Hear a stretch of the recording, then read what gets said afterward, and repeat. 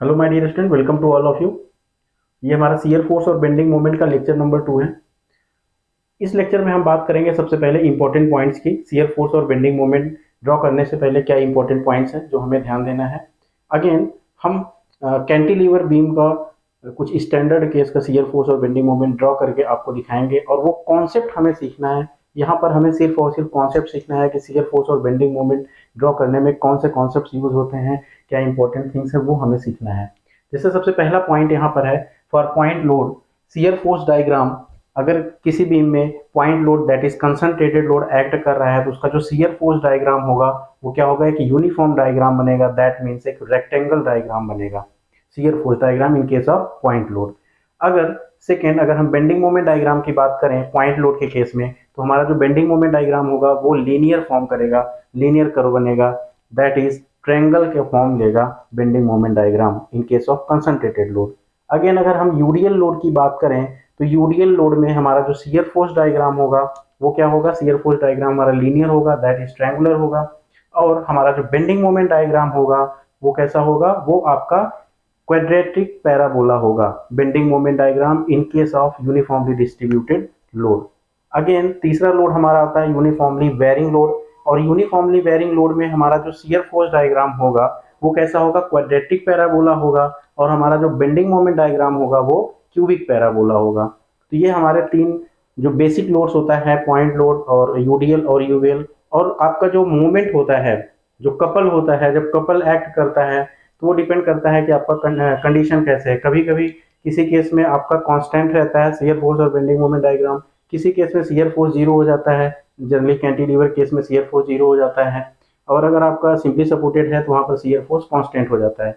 तो उसके लिए जब हम केस सॉल्व करेंगे तो वहाँ पर देखिएगा।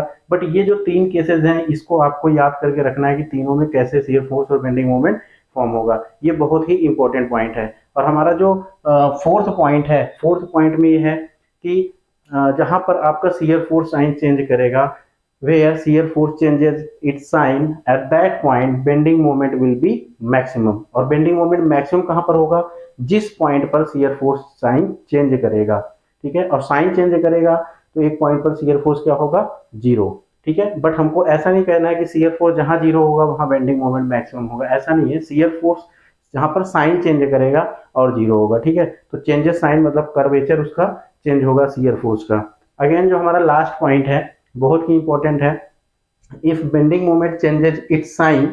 जब आपका बेंडिंग मोमेंट साइन चेंज करेगा at any point, then curvature will also change its sign.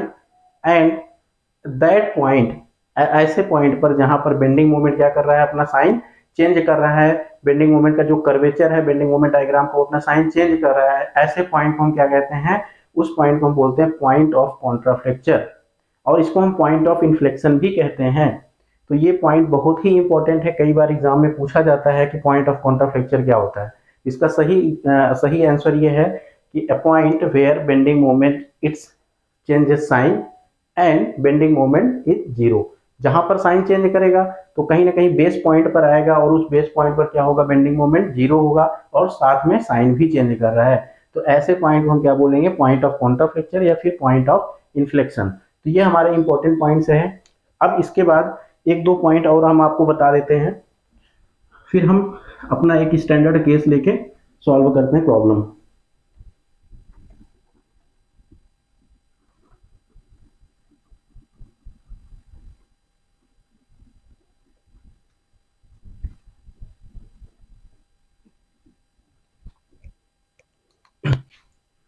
अब एक इंपॉर्टेंट पॉइंट ये है, shear force diagram and bending moment diagram will draw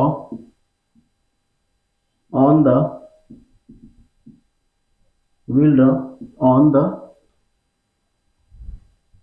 will draw above or below the base line.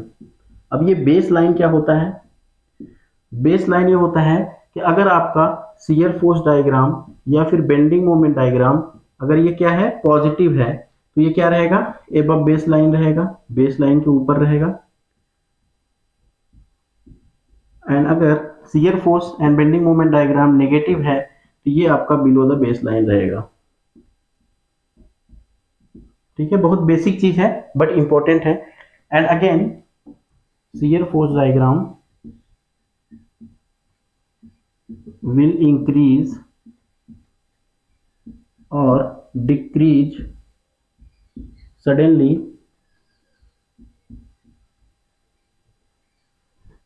by a vertical line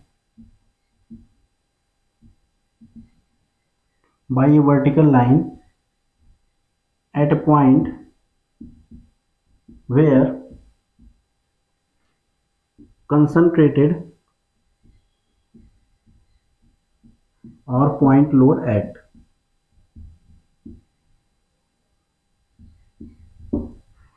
जो हम shear force diagram बनाएंगे और beam में जब कहीं पर कंसंट्रेटेड लोड आएगा या पॉइंट लोड आएगा तो उस पॉइंट पर क्या होगा, आपका जो शियर फोर्स डायग्राम होगा दैट इज या तो वो बेस लाइन के अबव रहेगा तो ऊपर इंक्रीज या डिक्रीज करेगा, वो डिपेंड करेगा कि आपका लोड का नेचर कैसा है।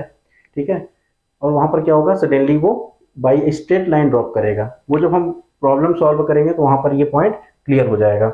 और एक सबसे इंपॉर्टेंट पॉइंट लास्ट बता देते हैं, फिर उसके बाद स्टार्ट करते हैं। लास्ट पॉइंट ये है कि bending moment diagram changes suddenly by a vertical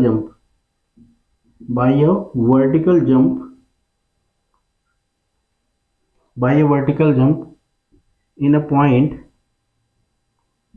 where couple act। जिस भी पॉइंट पर कपल एक्ट करेगा, बीम में अगर कहीं पर भी कपल एक्ट कर रहा है तो बेंडिंग मोमेंट क्या होगा, सडन जंप करेगा। ठीक है, उस पॉइंट पर सडनली जंप करेगा वर्टिकली जहां पर आपका कपल एक्ट करेगा। तो ये हमारे कुछ इंपॉर्टेंट पॉइंट्स हैं। और इसके बाद हम एक रिलेशन आपको बता देते हैं, लोड, शियर फोर्स और बेंडिंग मोमेंट के बीच में क्या रिलेशन है।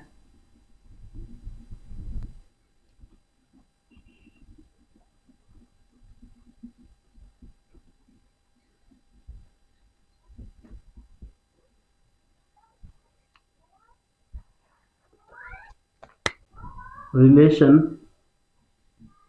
Between load, shear force and bending moment, ये बहुत ही इंपॉर्टेंट रिलेशन है। क्या रिलेशन होता है, सबसे पहला रिलेशन है dv by d x is equal to डब्लू, एंड सेकेंड रिलेशन है dm by d x is equal to v।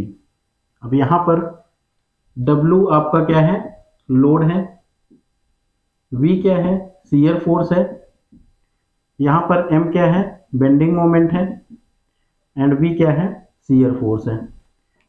तो dv बाई dx क्या है, the change in shear force with respect to x, that is slope. dv by dx क्या denote कर रहा है, slope को represent कर रहा है। The slope of shear force, ठीक है, the slope of shear force represent what, intensity of load w। And dm by dx ये क्या है, the change of moment with respect to x, that means slope of bending moment. ठीक है, तो slope of bending moment क्या represent कर रहा है, शियर फोर्स को। The slope of bending moment represent the shear force and slope of shear force represent the intensity of loading. ठीक है, ये रिलेशन बहुत ही इंपॉर्टेंट है। और ये मैंने जो अभी बताया है कि slope of shear force equal to intensity of loading, slope of bending moment equal to shear force, इसको आप लिख लीजिएगा। ये बहुत ही इंपॉर्टेंट है, कई बार इससे एग्जाम में क्वेश्चन पूछे जा चुके हैं। ठीक है, अब हम स्टार्ट करेंगे अपना प्रॉब्लम सॉल्व करना।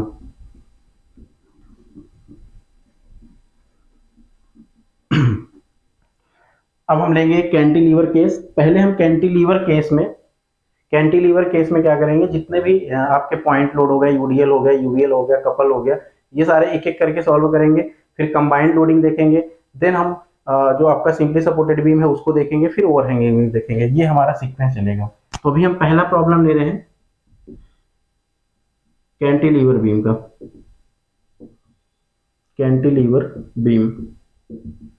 ठीक है, और हमारा क्वेश्चन नंबर 1 रहेगा ए cantilever beam is subjected with point load at the free and. तो हमारा कैंटिलीवर बीम है,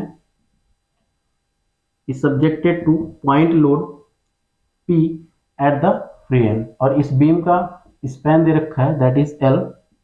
L बीम का हमारा इसका स्पैन है कैंटिलीवर बीम का। ये क्या है, फिक्स्ड सपोर्ट है। ये पॉइंट क्या है, आपका फ्री एंड है। और हमें शियर फोर्स और बेंडिंग मोमेंट फाइंड आउट करना है। और आपको पता है कि शियर फोर्स और बेंडिंग मोमेंट फाइंड आउट करने के लिए हमें कुछ क्रिटिकल पॉइंट्स चाहिए होते हैं जहां पर हमें शियर फोर्स और बेंडिंग मोमेंट फाइंड करना होता है। तो हम आपको जो तरीका बताने वाले हैं वो तरीका ऐसा रहेगा कि आप किसी भी सेक्शन के अबाउट पर शियर फोर्स और बेंडिंग मोमेंट फाइंड आउट कर लेंगे। मतलब अगर हम किसी एक सेक्शन के अबाउट शियर फोर्स और बेंडिंग मोमेंट फाइंड आउट कर लिए तो हम पूरे थ्रू आउट द जो बीम है आप किसी भी पॉइंट पर शियर फोर्स और बेंडिंग मोमेंट फाइंड आउट कर सकेंगे। कहने का मतलब ये है कि अगर हम किसी सेक्शन के अबाउट फाइंड आउट कर लिए तो आप यहाँ फिक्स्ड एंड तो आपका क्रिटिकल पॉइंट है, आप तो वहां फाइंड आउट कर ही लेंगे। अगर आपसे कोई यहाँ से लेके यहाँ तक पूरे through out the length of the beam किसी भी पॉइंट पर आप शियर फोर्स और बेंडिंग मोमेंट फाइंड आउट कर सकेंगे। ठीक है, तो हमारा जो प्रोसीजर होगा वो हम सेक्शन कट करके फाइंड आउट करेंगे, और ये बहुत स्टैंडर्ड प्रोसीजर है, इसी को आपको फॉलो करना है। ये स्टैंडर्ड प्रोसीजर जो मैं बताने वाला हूँ इसी को फॉलो करना है। इसके पहले आप किस मेथड से शियर फोर्स बेंडिंग मोमेंट पढ़े हैं वो हमें नहीं पता है, बट अब जो मेथड मैं बताने वाला हूँ यही आपको फॉलो करना है, कोई भी क्वेश्चन हो इसी मेथड से। क्योंकि जब आप स्लोप एंड डिफ्लेक्शन पढ़ेंगे या फिर हम बेंडिंग स्ट्रेस पढ़ेंगे, जो भी प्रॉब्लम सॉल्व करेंगे इस मेथड से अगर आप सीखे रहेंगे तभी आपको आगे हेल्प मिलेगा, अदरवाइज आगे हेल्प नहीं मिलेगा। ठीक है, तो सबसे पहला स्टेप बाय स्टेप हमें चलना है। तो हमारा जो सबसे फर्स्ट स्टेप होगा वो हमारा पहला स्टेप क्या होगा, फाइंड सपोर्ट रिएक्शन। हमें सबसे पहला सपोर्ट रिएक्शन फाइंड आउट करना रहेगा, ये हमारा पहला स्टेप है। तो पहले पहला स्टेप कंप्लीट करते हैं। और सपोर्ट यहाँ पर क्या है, सिर्फ एक ही सपोर्ट है दैट इज फिक्स्ड सपोर्ट। और इस सपोर्ट पे कितने रिएक्शन होते हैं, कितने अननोन्स होते हैं, 3 अननोन्स होते हैं। तो एक तो हो गया क्या, आपका वर्टिकल रिएक्शन आएगा। Suppose this is point A and this is point B, तो ये क्या हो गया आर ए। अपवर्ड रिएक्शन आएगा क्योंकि लोडिंग क्या है आपका, डाउनवर्ड है। अगेन यहाँ पर हॉरिजॉन्टल रिएक्शन क्या होगा, जीरो होगा। क्यों जीरो होगा, क्योंकि लोड क्या है, वर्टिकली लोड अप्लाई हो रहा है, यहाँ पर कोई हॉरिजॉन्टल लोड नहीं है, तो आपका हॉरिजॉन्टल रिएक्शन क्या हो जाएगा, जीरो हो जाएगा। अगेन यहाँ पर ये जो लोड लग रहा है इसको कैसे रोटेट करा रहा है, दैट इज क्लॉकवाइज। ठीक है, तो इसके अपोजिट में एक मोमेंट आएगा, मोमेंट रिएक्शन आएगा जो इसको अपोज करेगा। ठीक है, तो यहाँ पर एक तो वर्टिकल रिएक्शन आएगा और एक मोमेंट आएगा। तो उसको आइए हम कैलकुलेट करते हैं स्टेप बाय स्टेप। तो हमें पता है कि हमारा हॉरिजॉन्टल डायरेक्शन में रिएक्शन क्या है, जीरो है। ठीक है, अब वर्टिकल डायरेक्शन में फाइंड आउट करना है summation of forces in vertical direction equal to zero. Equilibrium condition मैंने अप्लाई कर दिया। अब देखिए आर ए क्या है, अपवर्ड फोर्स है, और अपवर्ड फोर्स क्या है यहाँ पर, पी डाउनवर्ड फोर्स है। जितने भी आपके लेटरल फोर्सेस एक्ट कर रहे हैं, ट्रांसफर फोर्सेस एक्ट कर रहे हैं, सभी का समेशन हमें करना है आर ए माइनस पी, और कोई फोर्स नहीं दिख रहा है, इज इक्वल टू जीरो। अब यहाँ से आप देखिए कि आर ए की वैल्यू क्या आ गई, दैट इज पी। अब यहाँ पर सिर्फ एक ही अननोन है दैट इज आर ए। ठीक है, और बाकी जो मोमेंट की वैल्यू है वो अभी हम कैलकुलेट कर सकेंगे। ठीक है, ऐसे भी कर सकते हैं, बट अभी हम प्रोसीजर जब बेंडिंग मोमेंट कैसे कैलकुलेट किया जाता है उसी प्रोसीजर से हम प्रोसीड करेंगे। ठीक है, तो ये हो गया आपका reaction at A equal to P, अपना फर्स्ट स्टेप कंप्लीट हो गया। नाउ अब हम सेकेंड स्टेप पर आएंगे, स्टेप 2, और हम अब क्या फाइंड आउट करेंगे, शियर फोर्स फाइंड आउट करेंगे। ठीक है, तो shear force at any section x x. तो यहाँ पर एक सेक्शन पहले कट कर लेते हैं जहां पर हमें शियर फोर्स फाइंड आउट करना है। ये हमने एक सेक्शन कट कर लिया एक्स एक्स। ठीक है, अब ये सेक्शन कहाँ से कट किया है, इसका कुछ एक सर्टेन डिस्टेंस हमें देना होगा। सपोज इसको हमने बी से एक्स डिस्टेंस पर कट कर लिया। अब यहाँ पर ये इंफॉर्मेशन लिख दीजिए, cut a section x x at a distance x from B. ठीक है, ये इंफॉर्मेशन यहाँ पर मैंने लिख दिया। अब हमें क्या करना है, shear force at x x section find out करना है। अब देखिए सबसे पहले शियर फोर्स की बात आ गई तो शियर फोर्स का साइन कन्वेंशन हमें बना लेना है। साइन कन्वेंशन क्या था, that is positive and if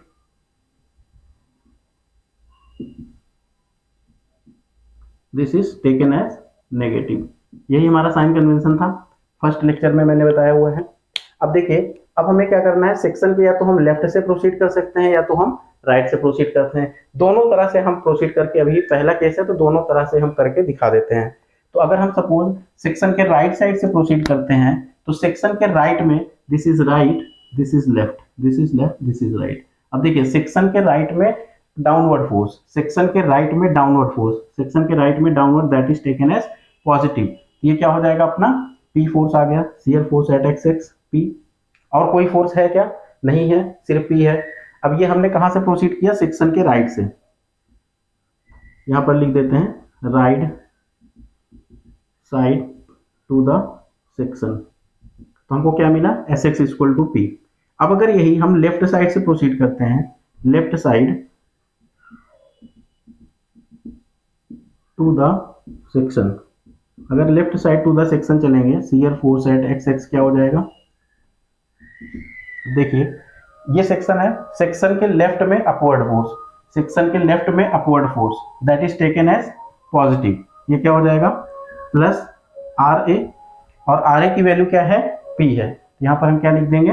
that is P. अब देखिए रिजल्ट दोनों सेम है, आप चाहे लेफ्ट से प्रोसीड करें राइट से प्रोसीड करें, अपना रिजल्ट सेम रहेगा। अब इसका मतलब यह है कि shear force eight section x X क्या है? मैग्नीट्यूड, हमको पी मैग्नीट्यूड मिल गया। अब ये एक्स कहां से कहां तक वैलिड है? That is from point B से लेके ए तक, इसके बीच में कोई लोडिंग नहीं है, तो बी से लेके ए तक पूरा ये वैलिड है। मतलब ये एक्स की वैल्यू यहां से यहां तक हम पुट कर सकते हैं और हमको शियर फोर्स की वैल्यू मिलेगी। तो आप यहां पर देखिए कि बी से लेके ए तक कोई लोड नहीं है, सिर्फ एक ही लोड एक्ट कर रहा है, दैट इज पॉइंट बी पे। ठीक है, तो मतलब इस सेक्शन को आप चाहे बी पे रखिए या ए पे रखिए, इसका शियर फोर्स क्या रहेगा? पी ही रहेगा। ठीक है, और एक हमारा रूल भी होता है कि when between 2 point load there is no any load acting, then the shear force will be constant, shear force diagram will be constant। अगर दो पॉइंट के बीच में, जैसे यहाँ पर एक पॉइंट लोड लग रहा है, एक यहाँ पर पॉइंट लोड लग रहा है, अगर इसके बीच में किसी भी दो पॉइंट लोड के बीच में कोई तीसरा पॉइंट लोड नहीं है तो shear force डायग्राम आपका कांस्टेंट रहेगा। ये आपका रूल है, इसको नोट डाउन कर लीजिएगा ताकि आपको कभी कंफ्यूजन ना हो। अब ये हमको पता चल गया, इसके अकॉर्डिंग अगर हम शियर फोर्स डायग्राम ड्रॉ करें तो शियर फोर्स डायग्राम कैसा ड्रॉ होगा? ये हमारा बेस लाइन है, दिस इज बेस लाइन। ठीक है, अब दोनों वैल्यू क्या है? पॉजिटिव है, तो बेस लाइन के ऊपर पॉजिटिव है, तो बेस लाइन के ऊपर। अब इसको ऊपर आइए, बी, यहाँ की भी वैल्यू पी है और यहाँ की भी वैल्यू पी है, ये क्या हो जाएगा आपका? Positive, and this magnitude will be P. Clear है? अब हम इसी तरह से सिमिलरली हम फाइंड आउट करेंगे बेंडिंग मोमेंट डायग्राम। ठीक है,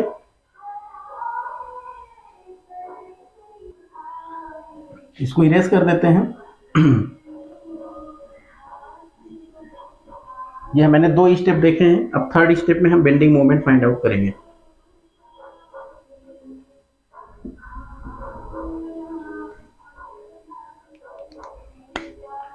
स्टेप थर्ड,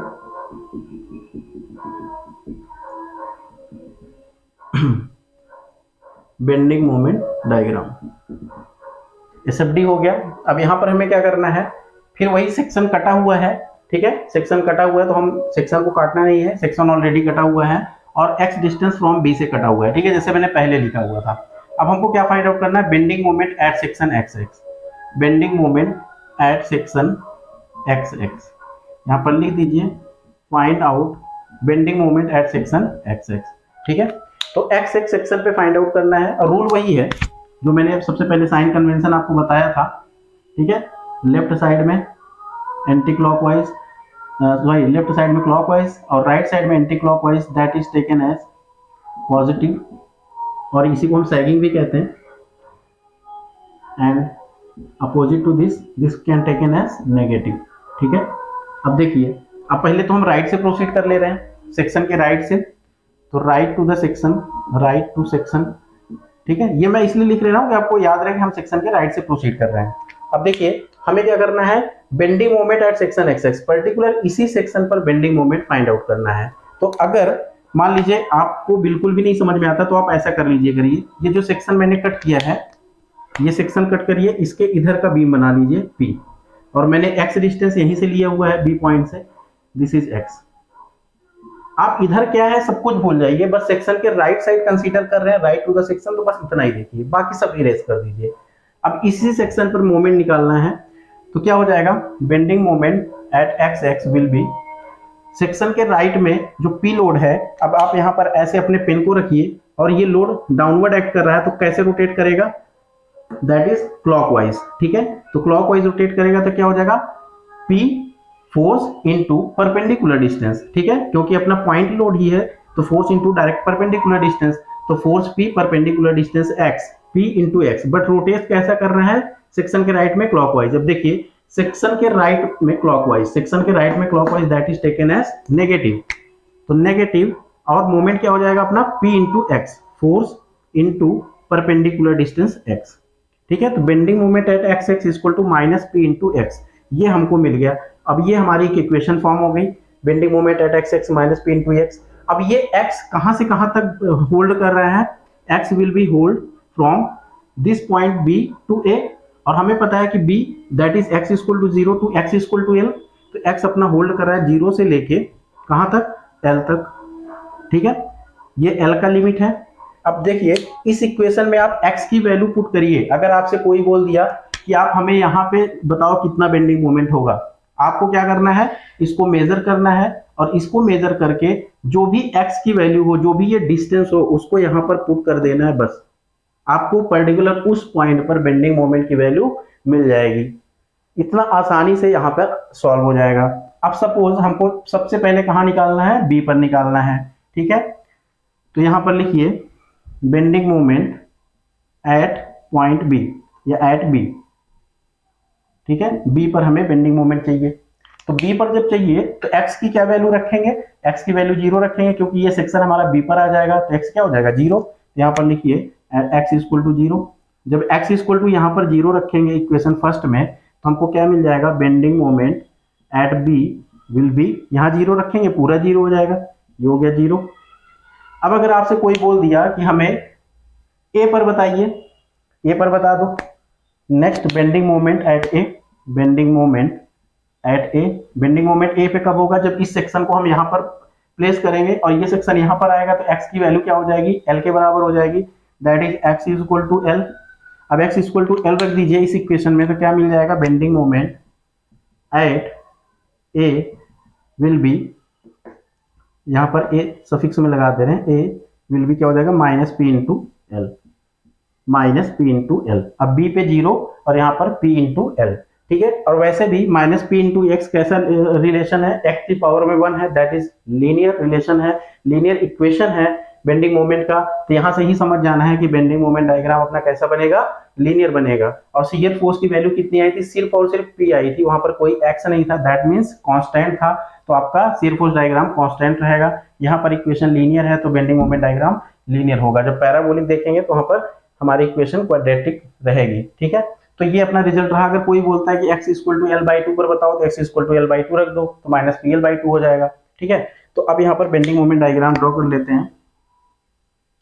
ये अपना बेस लाइन है, ठीक है, और हमें पता है कि बेस लाइन के ऊपर पॉजिटिव वैल्यू, बेस लाइन के नीचे नेगेटिव वैल्यू, तो नेगेटिव हमारा क्योंकि माइनस पी एल है और बी पे 0 है, तो बी, ये पॉइंट बी है, बी पर 0 है, एंड एल पर माइनस पी एल है, और वेरी कैसे करेगा, लीनियरली वेरी करेगा, ठीक है। तो ये आ गया अपना, इसका मैग्नीट्यूड कितना हो जाएगा, पी एल, और निगेटिव आपको यहाँ पर शो करना है, दिस इज नेगेटिव, ठीक है, इसको आप हैच कर सकते हैं। तो ये बन गया क्या अपना बेंडिंग मोमेंट डायग्राम। अब ये जैसे मैंने राइट टू सेक्शन प्रोसीड किया था, आप लेफ्ट से भी कर सकते हैं। लेफ्ट में करेंगे तो क्या होगा, ये आर ए फोर्स रहेगा, और ये डिस्टेंस आप यहाँ से मेजर कर सकते हो। जैसे आप ये एक्स यहाँ से लिए हो, तो ये क्या हो जाएगा, एल माइनस एक्स हो जाएगा। अगर x यहाँ से लोगे तो ये x रहेगा, ये l माइनस एक्स हो जाएगा, ठीक है। तो आप सिमिलरली इसको भी कर सकते हैं, सेम दोनों में ही, क्योंकि दोनों साइड पॉइंट लोड है, तो रिजल्ट आपका वही रहेगा, और उतना ही कोई बहुत ज्यादा डिफिकल्टी नहीं होगी। सेम ऐसे तरीके से आप सॉल्व कर सकते हैं। अभी आगे जैसे हम कंबाइंड लोड लेंगे ना, तब वहां पर फिर आपको ये कॉन्सेप्ट का मजा आएगा कि कितना इजीली प्रॉब्लम सॉल्व हो रहा है, ठीक है। तो ये हमारा था एक छोटा सा प्रॉब्लम, बट प्रॉब्लम भले ही छोटा हो, लेकिन आपको कॉन्सेप्ट सीखना है। ये मैं पहले ही बता रखा हूँ कि कॉन्सेप्ट को सीखना है, ठीक है। ये अपना प्रॉब्लम कंप्लीट हो गया, और नेक्स्ट वीडियो में हम एक दूसरा केस डील करेंगे, ठीक है। Thank you for watching.